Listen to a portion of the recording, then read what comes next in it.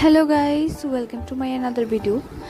অনেক দিন ধরে ভাবছিলাম যে মাকে নিয়ে একটু শপিংয়ে বেরোবো। ফাইনালি কালকে মাকে নিয়ে বের হতে পারলাম। প্রথমে গিয়েছিলাম একটা শাড়ির মলে, সেখানে অনেক দেখে দেখে মার একটা শাড়ি পছন্দ হচ্ছে না, যাক ফাইনালি একটা শাড়ি চুজ করতে পারলো। তো তারপরে সেখান থেকে গিয়েছিলাম মার জন্য একটা ব্লাউজ নিতে।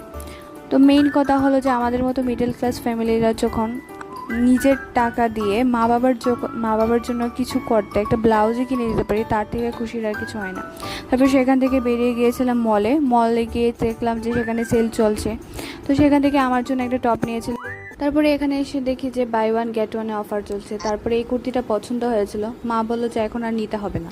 তো কি করা যায়, আমি বললাম ওকে নো প্রবলেম, মেরে তো সির্ফ গ্রোসারি আইটেম সে मतलब है। তারপরে এখানে এলাম, এখান থেকে আমি আমার কিছু ফেভারিট বিস্কিটগুলো নিলাম। তারপর মায়ের কিছু জিনিসপত্র নেওয়ার ছিল, সেগুলি নিল। তো নিয়ে